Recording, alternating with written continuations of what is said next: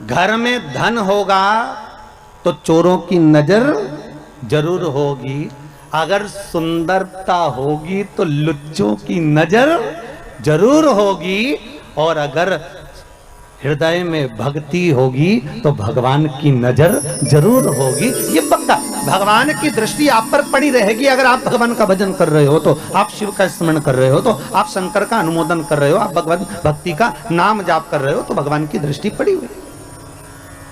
करो भजन बस। भगवान शिव ने जैसे कहा हर हर महादेव, भगवान विष्णु समझ गए जरूर कुछ बात हो गई हमारा। हर हर महादेव शंकर जी बोले, मतलब भगत बोले चल जाए, पर भगवान बोले तो नहीं चले हो। और आज तो भगवान खुद बोल रहे हैं हर हर महादेव। तो भगवान विष्णु ने पूछ लिया, अब मन में बात रह भी नहीं चाहिए, रख के करो क्या। एक गुरु के सामने, माता पिता के सामने, घर के बुजुर्गों के सामने, घर के बड़े के सामने अपने दिल की बात कह देना चाहिए। और अगर किसी से नहीं कहो ना तो गुरु से तो कह दो, या अपने जो इष्ट हैं, अपन जिनको मानते हैं, अपन जिसको पूजते हैं, उसके सामने कह दो।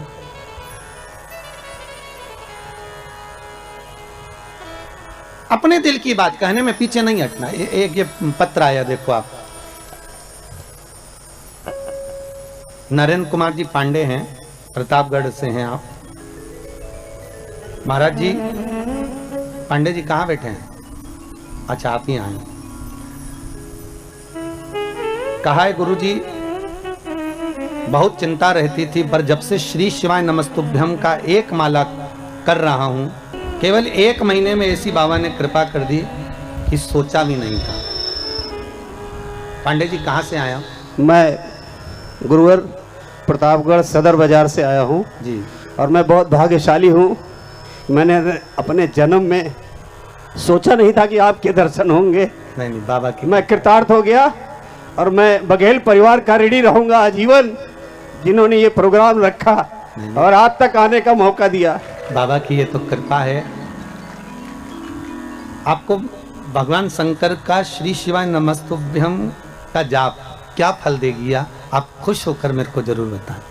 बाबा जी, मैं कुछ नहीं कह सकता, मेरे पास शब्द नहीं है। आपने जो गुरु मंत्र दिया है, मैं मरते दम तक इसको छोड़ूंगा नहीं।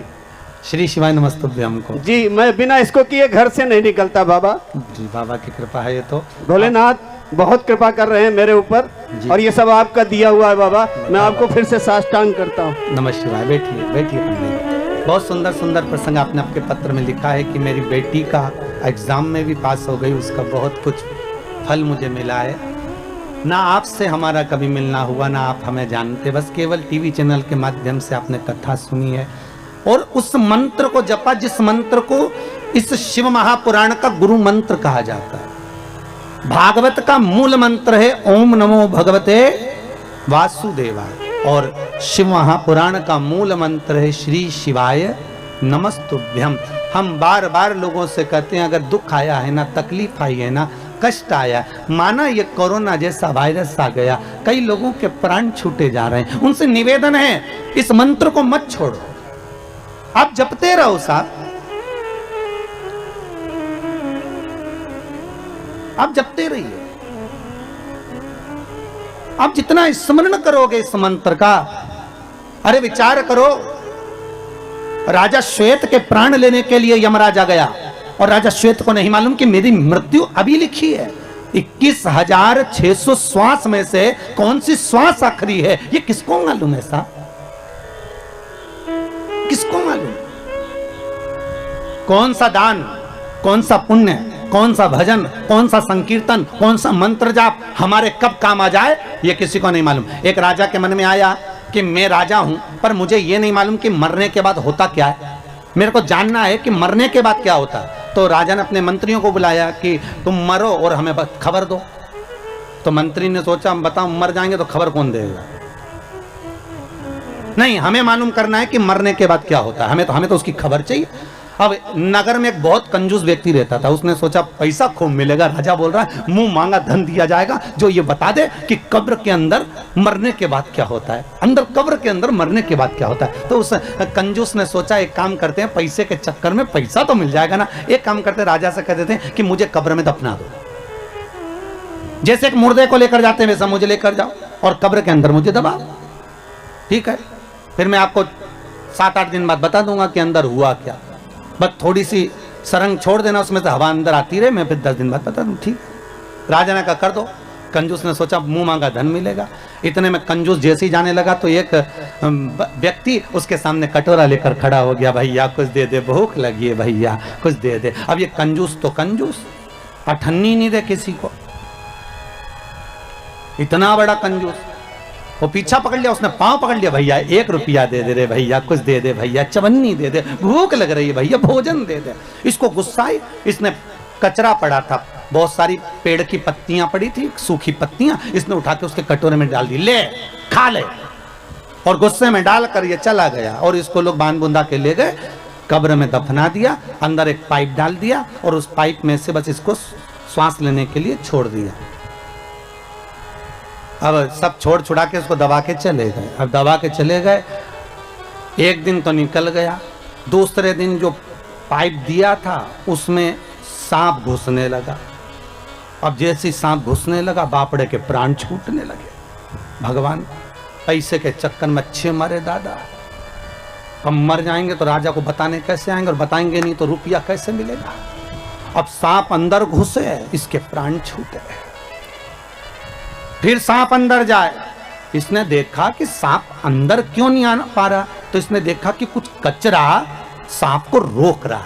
सांप अंदर आ रहा और कचरा बीच में अड़ रहा, सांप फिर आ रहा, कचरा फिर अड़ रहा। 7 दिन तक ये देखता रहा कि वो कचरा सांप को अंदर नहीं आने दिया। 7 दिन बाद इसको निकाला गया, राजा के सामने खड़ा किया गया। राजा ने पूछा बताओ क्या होता है कब्र में मरने के बाद?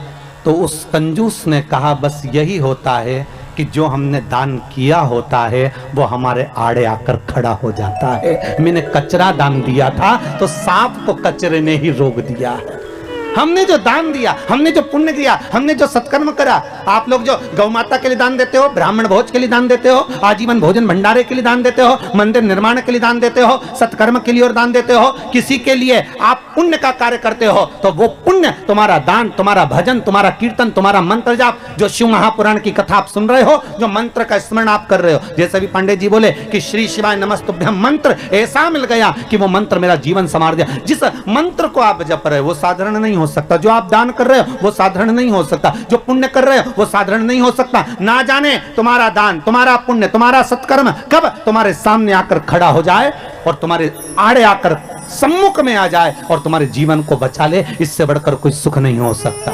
इसलिए बारंबार जपते रहे श्री शिवाय नमस्तुभ्यम, ये मंत्र का जाप नित्य करते रहो, स्मरण में डूबे रहो। ये भाग है हमारा, ये पुण्यता है। आज शंकर भगवान स्वयं करें हर हर महादेव। भगवान शिव ने जैसी हर हर महादेव बोला तो पूछ लिया कि हर हर महादेव भगवान आप बोल रहे हो। भगवान विष्णु ने पूछा कारण क्या है? भगवान बोले कारण केवल इतना सा है कि दूसरी जगह का जल लाकर चढ़ाया, लक्ष्मी अंदर से लाकर 1 लोटा पानी चढ़ाती तो मुझे सुख मिल जाता। मुझे नहीं चाहिए भाई। शंकर की सारे देवी देवताओं को तो लड्डू भी चढ़ाओ, चुंदड़ी भी चढ़ाओ, आभूषण भी चढ़ाओ, शंकर जी को तो बेलपत्री चढ़ाओ, फूल चढ़ाओ, पानी चढ़ाओ, नी भी हो तो 3 बार ताली बजाओ, वो भी नी बने तो हर हर महादेव बोल दो, उतने में शंकर राजी हो जाते हैं। इससे बढ़कर कृपालु और कहाँ मिलेगा ये बताओ? अरे वो चोरी करने के लिए चोर गया शंकर जी के मंदिर में और चोरी का सामान नहीं था, उजाला करने के लिए कोई वस्तु नहीं थी, तो खुद का कपड़ा जलाया, त्रिशूल में लपेट कर आग लगा के चारों तरफ देख दिया चोरी का सामान। और शंकर भगवान प्रसन्न हो गए, मांग तुझे क्या चाहिए? चोर बोला मैं तो चोरी करने आया था। शंकर भगवान बोले हम तो ये नहीं जानते कि तुम चोर हो कि कौन हो, पर तुमने हमारे मंदिर में शिवरात्रि के दिन उजाला करा, प्रकाश करा, दिया जलाया, आरती करी, मांगो क्या चाहिए? उसने कहा मैं मांगना नहीं जानता। शंकर भगवान ने कहा ठीक है तो मैं तुझे कुबेर का सिंहासन दे देता हूँ, जा कुबेर की कुर्सी पे तू बैठ जा। और चोर चले गया कुबेर की कुर्सी पर और कुबेर से जाकर कहा तुम नीचे उतरो। कुबेर ने बोला तू कौन? कि मैं चोर। तो तू चोर यहाँ कहां से आ गया? तो कि शंकर जी ने भेजा। कुबेर बोला मैं हड़ताल करूंगा, चोर बोला जो करना करो। शंकर जी ने बोला कुर्सी से नीचे उतरो, हम बैठेंगे। और चोर को कुबेर की कुर्सी पर बिठा दिया। कुबेर भगवान विष्णु के पास गए, नारायण नारायण। भगवान विष्णु ने पूछा क्या हो गया? शंकर भगवान के मंदिर में किसी ने रात को अपना कपड़ा जलाकर आरती उतार दी, शंकर जी ने उसको कुबेर बना दिया और मुझे नीचे उतार दिया। बताओ, आप हमारी कुर्सी वापस दिलाओ। भगवान विष्णु बोले उनके मामले में हम कुछ नहीं बोल सकते, उनके मामले में हम नहीं बोलेंगे। क्यों? भगवान विष्णु बोले नारायण कहते हैं मैं उतना देता हूं जितना भाग्य में लिखा होता है, ब्रह्मा उतना देते हैं जितना कर्म में लिखा होता है, पर शंकर ना कर्म देखते हैं ना भाग्य देखते हैं। शंकर तो बस इतना देखते हैं कि मुझे दिल से रिझा लिया तो उन्होंने तुरंत उठाकर कुबेर बना दिया। मर्जी उनकी। कुबेर ने अपनी धर्मपत्नी से बोला सुन, अपने पास में इतनी दौलत है पर आज तक कोई अपने घर में आकर देखता ही नहीं कि अपने पास कितना है। तो पत्नी ने बोला क्या करोगे? कुबेर बोला एक काम करते, सबको निमंत्रण दे देते भोजन करने का। अच्छा दे दो। सारे देवी देवताओं के घर में निमंत्रण दिया है, सिगरी निमंत्रण। सिगरी निमंत्रण मतलब तुम्हारे यहाँ चूल्हा मत जलाना। सा परिवार, भगवान विष्णु सा परिवार, ब्रह्मा सा परिवार, इंद्र सा परिवार, वायुदेव जलदेव सब सा परिवार, और सबको निमंत्रण दिया। पर शंकर भगवान को भूल गया। जिसने कुबेर का पद दिया था उसी को भूल गया। नारद जी ने आकर कहा कुबेर जी, शंकर जी को बुलाया, भूल गए, अब जाओ बुलाने। शंकर जी आ जाएंगे, अब जाएंगे तो जाओ जाओ, बोलो निमंत्रण तो दो। दौड़ कर गया, हर हर महादेव। शिव जी ने पूछा क्या बात है कुबेर? कुबेर बोले महाराज जी हम सबको निमंत्रण दिया थे, तुम्हें भूल गए थे। फिर नारद जी ने कहा तब हम आए। अब बताओ किसी को निमंत्रण देने जाओ तो ऐसा बोलना चाहिए? अगर भूल गए थे तो ये बोलना ही नहीं चाहिए कि भूल गए थे। ये बोलना था कि परिवार के लोग हो, घर के लोग हो, इसलिए अपने घर वालों को बाद में भी निमंत्रण दिया जा सकता। पर महाराज जी ने याद दिलाई इसलिए हम कहने आ गए। अब बुरा लगेगा कि नहीं लगेगा? अरे बोलो तो, वो तो शंकर जी थे। पांडे तारा की माता होती तो पहले कह देती, हमको तो बहुत बुरा लगा भैया, बताओ इतनी बाद में बुलाया हम। अरे बुरा लगेगा कि नहीं लगेगा? अगर कोई तुमसे कहे कि हम तो बस भूल गए थे और तुमको बाद में बुलाने के लिए आ गए, अच्छा नहीं लगेगा। शंकर भगवान ने कहा क्या चाहते हो? आप हमारे यहाँ भोजन करने आओ।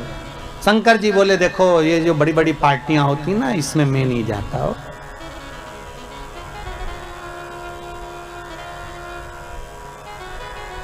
आप में से कितने लोग हैं जिनके घर में शादी होती होगी तो शमशान में पत्रिका देने जाते होगे? अरे बोलो तो, कोई जाता है शमशान में पत्रिका देने के लिए?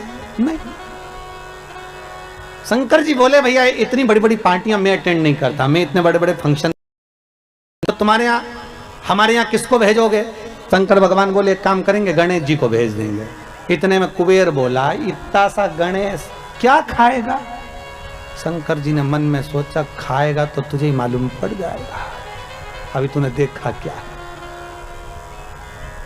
इतना सा गणेश हमारे यहाँ क्या खाएगा? फिर भी अब आप बोल रहे हो तो भेज देना, ठीक है हो कोई बात नहीं। इतने में कार्तिक ने जाकर माता पार्वती जी से कह दिया माँ पिताजी ने बताओ भोजन करने के लिए गणेश जी को भेज रहे हैं, घर का बड़ा बेटा मैं हूं तो मुझे भेजना चाहिए ना। पार्वती जी ने शिव जी से पूछा आपने कार्तिक को क्यों नहीं भेजा?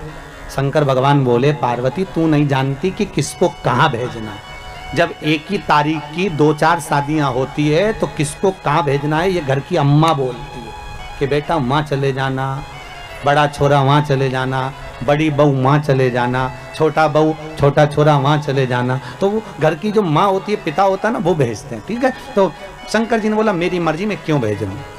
जैसे ही गणेश जी आए शंकर जी ने कहा गणेश, हाँ पिताजी कुबेर के यहाँ भोजन करने जाना है। गणेश जी बोले मुझे मालूम था इसलिए 1 हफ्ते से कुछ नहीं खाया है, 1 हफ्ते से नहीं खाया। शंकर जी मन में सोचे औलाद तो हमारी है, जब जाने की कहीं खुशी होती है ना तो लोगों को भूख नहीं लगती है। गणेश जी ने भी छोड़ दिया था खाना, और जैसे ही शाम को 7 बजे निमंत्रण चालू होना था गणेश जी पहुंच गए 4 बजे। कितनी बजे पहुंचे? 4 बजे। और जाते सी आवाज लगाए कुबेर भैया, ओ कुबेर भैया। अब कुबेर जी तो नहीं आए, कुबेर जी की पत्नी आ गई। क्या बात है? गणेश जी बोले भोजन करने आए। अच्छा। कुबेर जी की पत्नी ने कुबेर जी से कहा कि गणेश जी भोजन करने आए, तो कुबेर जी बोले अभी काय को आके 4 बजे से 7 बजे भोजन है, क्या करेंगे अभी से? हमें नहीं मालूम, पर वो अभी से आ गए। तो कुबेर जी बोले, एक काम करो कि जितने लोग जिम के जाते जाए उनको जिमा दो और जाने दो, उनको खिलाओ और जाने दो, उनको खिला दो, खिला दिया जाए उनको। ठीक है। गणेश जी के लिए एक चौकी लगाई और चौकी पर श्री गणेश जी महाराज को बिठा दिया। चौकी पर गणेश जी को बिठा, और जैसे ही चौकी पर गणेश जी को बिठाया, गणेश जी से कहा, खाओ, थाली लाकर रख दी, भोजन करना प्रारंभ करो। अब गणेश जी ने करना प्रारंभ किया तो गणेश जी कुबेर जी से पूछे, भैया खाएं? हाँ खाइए। भाभी जी खाएं? हाँ हाँ खाइए। और गणेश जी ने जो खाना चालू करा, 33 कोटि देवताओं का भोजन 15 मिनट में निपटा गया। 15 मिनट सब खा गया सारा। कुबेर जी की पत्नी दौड़ते हो कुबेर जी के पास पहुंची, प्रभु प्रभु। कुबेर जी ने पूछा, क्या हुआ? गणेश जी को क्या हुआ? नहीं नहीं, वो उसको कुछ नहीं होने वाला, वो तो खाने में लगा है। भोजन सब समाप्त तो हो गया, सूखा सामान रखिया। कुबेर के भंडार में जितना भंडार भरा था सारा की सारा ले जाके रख दिया, सब खा गया। 20 मिनट में तो सब समाप्त। और आवाज लगा के बोल रहे, भाभी लियाओ। भाभी मन में सोचे, चूल्हा में जा काला, अब लाए तो क्या लाए, कितना खिलाए। चूल्हे पे बना बना कर थक गए, पर खाना बंद नहीं कर रहा। बड़ी आफत हो, भाभी लियाओ। भाभी दौड़ कर गई कुबेर जी के पास। कुबेर जी ने पूछा, क्यों क्यों घबरा क्यों रही है, हुआ क्या, ये तो बता। बस वो मांग रहा है, सब समाप्त हो गया। देव ऋषि नारद आकर बोले, श्रीमन नारायण क्या हो गया? नारद जी जैसे ही बोले तो कुबेर जी बोले, तुम्हारे कारण हुआ है, हम जा ही नहीं रहे थे निमंत्रण देने, और निमंत्रण देने चले गए तो उन्होंने अपने बेटे को भेज दिया, और बेटा खाने में ऐसा जुटा है, उठने का नाम ही नहीं ले रहा। इतने में नारद जी बोले, पिताजी के पास वापस चले जा। शंकर जी के पास कुबेर जी जाकर बोले, प्रभु सब खा गया वो गणेश, सब खा गया, कृपा कर दो। शंकर भगवान ने एक दुर्वा तोड़ी और दुर्वा तोड़कर तुरंत कुबेर जी को दी, और कुबेर जी को देकर कहा, ये गणेश जी को दे देना, ठीक है ले जा। अब कुबेर जी ने मन में सोचा, खाया इतना सारा है तो एक दूबा से क्या होगा। कुबेर जी और दूबा तोड़ लिए तो दूबा का बंडल बना के ले गए और गणेश जी को दिया, और गणेश जी से कहा, ले पिताजी ने भेजा। और जैसे ही गणेश जी ने दूबा ली और मुख में सूंड में रखी, और रखने के बाद गणेश जी खड़े होकर पेट पे हाथ फेर के बोले, कल का टाइम और बता दो। कुबेर जी हाथ जोड़कर बोले, जब तक कोई बुलाए नहीं तो जाना ही मत। उस दिन से गणेश जी का नियम है कि गणेश जी को लोग विराजमान भी करते हैं और गणेश जी को लोग विसर्जन भी करते हैं। विराजमान भी कर रहे हैं और विसर्जन भी। अहंकार आ जाता है व्यक्ति को, कभी कभी अभिमत्ता चरम तक पहुंच जाती है। सम्मुख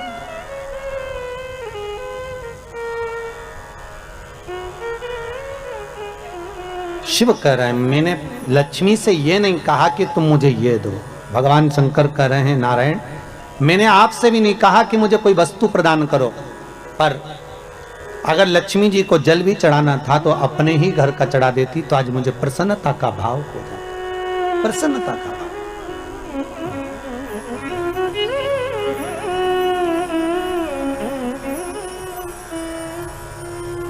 ब्रह्मदेव के कहने पर भगवान शंकर भगवान विष्णु के यहाँ गए। भगवान विष्णु ने आदर सत्कार करा। भगवान शंकर से पूछा, भोलेनाथ कैसे आना हुआ है? शिव जी कहते हैं, नारायण आने का कारण केवल इतना सा है कि संसार सागर में जब मनुष्य का जन्म होगा, मानव शरीर जब मिलेगा, उस मानव शरीर को अगर मान लो उसने भजन किया ना किया, उसने कीर्तन किया ना किया, उसने मंत्र जाप किया ना किया, उसने स्मरण किया ना किया, तो ऐसा कुछ करा जाए कि उस मनुष्य शरीर से आप रूप ही भगवत का भजन हो जाए, शिव नाम का स्मरण हो जाए, भगवान की भक्ति का प्रतिबिंब स्फुटित हो जाए, कुछ ऐसा किया जाए। ठीक है, तो भगवान बोले क्या कर सकते? तो भगवान विष्णु ने भगवान शिव से कहा, प्रभु ये जो 21,600 श्वास मनुष्य के शरीर से निकलेगी ना, इस श्वास के अंदर आपसे निवेदन है कि आप इसमें समाहित हो जाए, बस इतना सा निवेदन, आप इसमें बस जाए, आप इसमें समा जाए।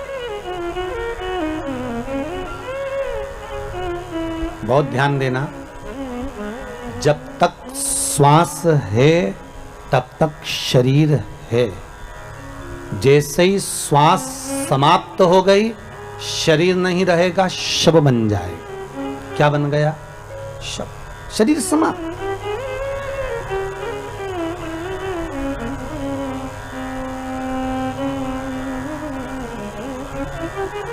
फिर वो शरीर नहीं रहा है, वो केवल एक शव बन गया। उसका मूल तत्व समाप्त हो गया। श्वास में शिव है।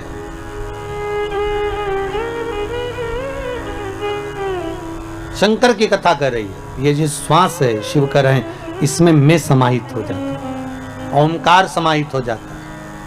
इसलिए बार बार आपको फिर निवेदन कर रहे हैं कि देखिए, परमात्मा को हर बार धन्यवाद देना ना भूले। हर क्षण में, हर पल में उस परमात्मा को धन्यवाद देते रहो। जरा अखबारों को, टीवियों को खोल कर देखिए, कई जगह आपको मिलेगा कि वहां ऑक्सीजन कम पड़ गई, ऑक्सीजन की टंकी कम पड़ गई। जरा विचार करो, एक मरीज को ऑक्सीजन की एक टंकी खत्म हो जाती है, समाप्त हो जाती है, तो पूरा परिवार हॉस्पिटल में खिन्न भिन्न हो जाता है। उस विचार करिए कि उस परमात्मा ने इस प्रकृति को बनाने के लिए कितनी ऑक्सीजन दी होगी और किस तरह से निशुल्क देकर इस संसार सागर में कितनी ऑक्सीजन देकर संसार के लोगों को जीवित रखा होगा। उस परमात्मा को बारंबार धन्यवाद देना चाहिए कि ये तेरी कृपा से हो, ये तेरी दया से हो रहा है, ये तेरी करुणा से हो रहा है, और तेरी करुणा बिना कुछ नहीं हो सकता। ये तेरे द्वारा प्राप्त हो। महाराज,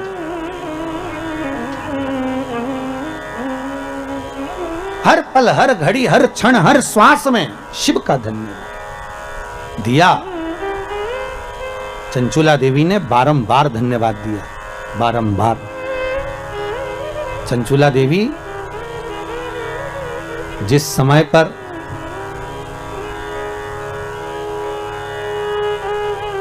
पार्वती जी की सखी बन गई थी चंचुला देवी,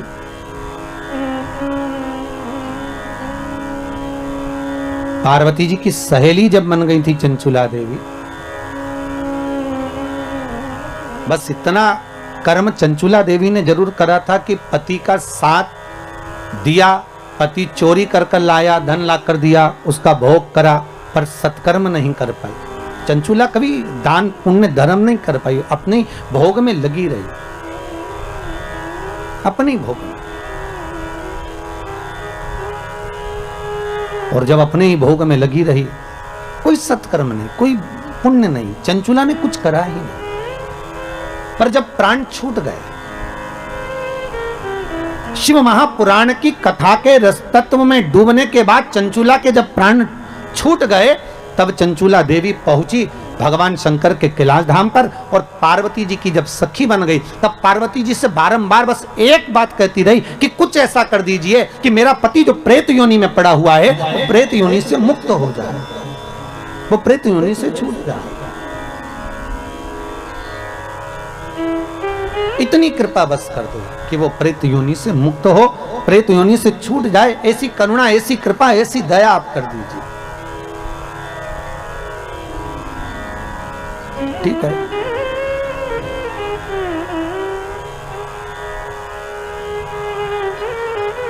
माता पार्वती जी ने चंचुला देवी से कहा था कि तुम जाओ और जाकर देव ऋषि नारद से कहो कि हमको हमारे पति के मोक्ष हेतु, उद्धार हेतु शिव महापुराण की कथा श्रवण करा दो, शंकर की कथा। देव ऋषि नारद ने मना कर दिया था कि मैं शिव महापुराण की कथा नहीं सुना सकता, क्योंकि मुझे श्राप लगा है, मैं एक जगह बैठ नहीं सकता। कथा मेरा मित्र सुनाएगा, तुम रुका।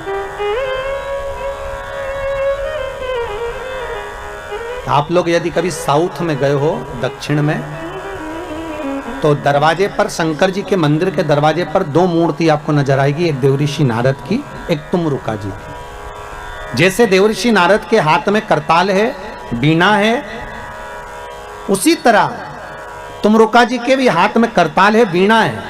बस नारद जी और तुमरुका जी में अंतर यह है कि नारद जी का जो स्वरूप है वो मनुष्य जैसा है, और तुमरुका जी का जो मुख है वो घोड़े का लगा हुआ। कभी कभी आपने ऐसा मुंह देखा होगा, ऐसा शरीर देखा होगा कि हाथ में करताले वीणा है और मुख घोड़े का लगा हुआ, घोड़े का मुख, वो तुमरुका जी जो शंकर की कथा में नित्य डूबे रहते हैं, नित्य शिव स्मरण में हर पल हर घड़ी हर क्षण डूबे रहते हैं।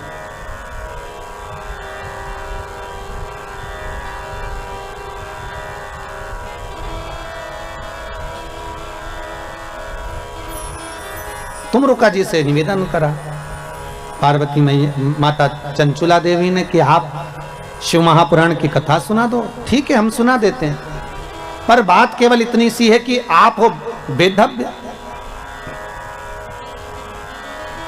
और शिव महापुराण की कथा का जजमान जो होना चाहिए वो अखंड सौभाग्यवती नारी अपने पति के साथ बैठकर शिव महापुराण की पूजन करे, बस इतना ही तो चाहिए। तो चंचुला देवी के मुख से निकल गया, तुमरुका जी ये बताओ क्या कोई वेदव्य नारी शिव महापुराण की कथा नहीं करवा सकती क्या? क्यों नहीं करवा सकती? करवा सकती, बस करना एक पड़ेगा। क्या कि जिस समय शंकर की पूजन हो, शिव महापुराण विराजमान हो, शंकर का अनुमोदन हो, उस समय पर जोड़े की जरूरत पड़ेगी।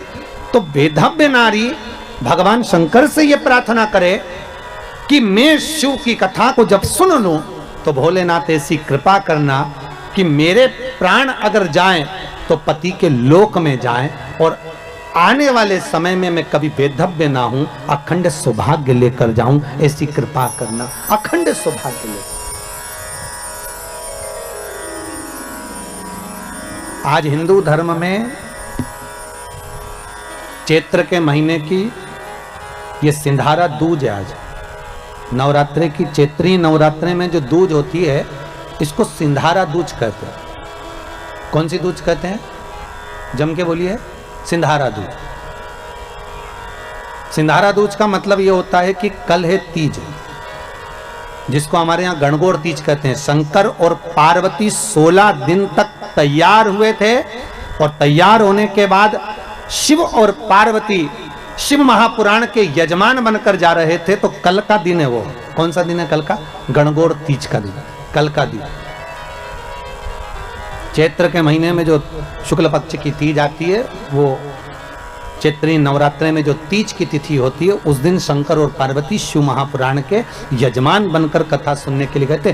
16 दिन तक पार्वती और शंकर का श्रृंगार होता है, उसमें से आज का दिन सिंधारा दूज का होता है। क्यों सिंधारा दूज कहते हैं? सिंधारा दूज का मतलब क्या है? क्यों हिंदू धर्म में सिंधारा दूज मनाई जाती है? किस लिए? आज पूरे भारत की भूमि पर कई माताएं हाथ में मेहंदियां लगाती हैं, चूड़ियां पहनती हैं, सुंदर चुनरी पहनती हैं, माँ ब्रह्मचारिणी का पूजन करती हैं, माता का आराधना करती हैं। सिंधारा दूज, उसका कारण केवल इतना सा है। सिंधारा दूज का मतलब यह होता है कि चंचुला देवी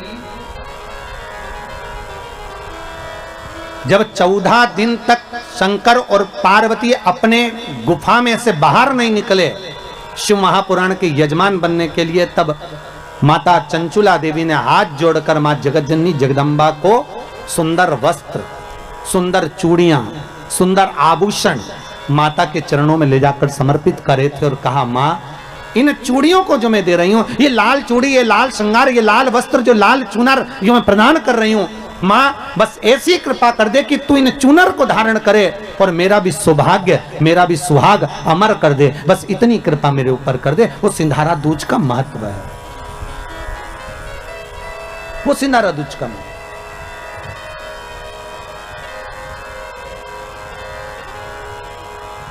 आज भारत की भूमि की सभी माताओं को सिंधारा दूज का बहुत बहुत बधाई।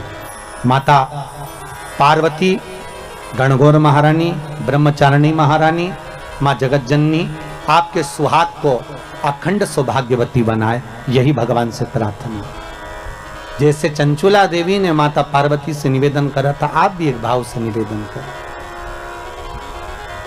हे मां, हे दया करने, आप कृपा करें।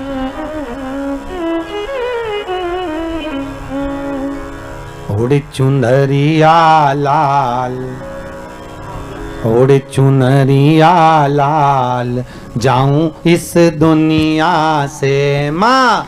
ओढ़ चुनरिया लाल, जाऊं इस दुनिया से। सब गाइए। ओढ़ चुनरिया लाल, जाऊं इस दुनिया से। ओढ़ चुनरिया लाल, आओ से गाइए। जाऊं इस दुनिया से, जाऊं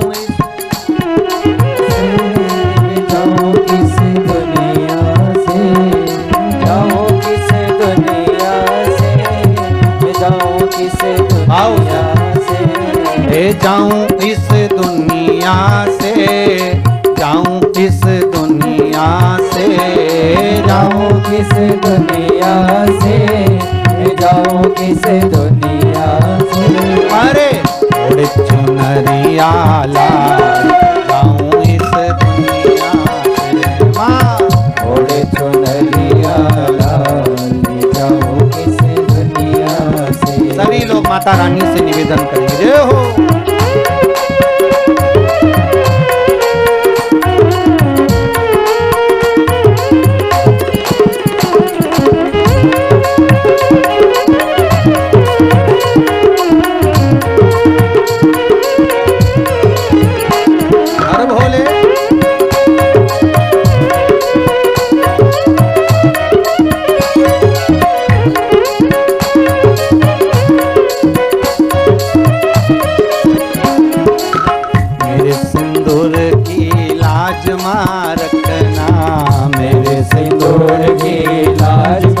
रखना मेरे सिंदूर की लाज मां रखना, मेरे सिंदूर की लाज मां रखना। ओ लाज मां रखना, लाज मां रखना, लाज मां रखना, लाज मां रखना। ओ मेरे सिंदूर की लाज मां रखना, मेरे सिंदूर की लाज मां रखना। अरे माथे पे बिंदिया लाल, जाऊं इस दुनिया से। माथे पे बिंदिया लाल, जाऊं इस दुनिया से। जाऊं इस दुनिया से, जाऊं इस दुनिया से, जाऊं इस दुनिया से, जाऊं इस दुनिया से। जाऊं इस दुनिया से, जाऊं इस दुनिया से, जाऊं इस दुनिया से, जाऊं इस दुनिया से। अरे ओढ़ चुनरिया लाल, जाऊं इस दुनिया से माँ। ओढ़ चुनरिया लाल, जाऊं इस दुनिया से। जय हो।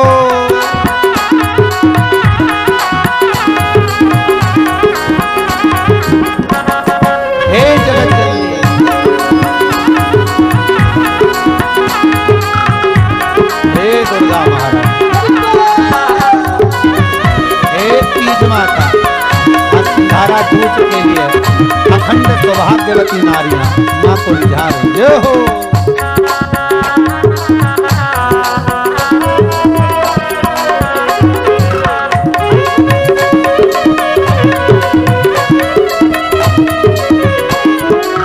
मेरे चूड़े की लाज मां रखना, मेरे चूड़े की लाज मां रखना, मेरे चूड़े की लाज मां रखना, मेरे चूड़े की लाज मां रखना। ओ लाज मां रखना, ओ लाज मां रखना, लाज मां रखना, ओ लाज मां रखना। ओ मेरे चूड़े की लाज मां रखना, मेरे चूड़े की लाज मां रखना। ओ हाथों में चूड़ियां लाल, जाऊं इस दुनिया से।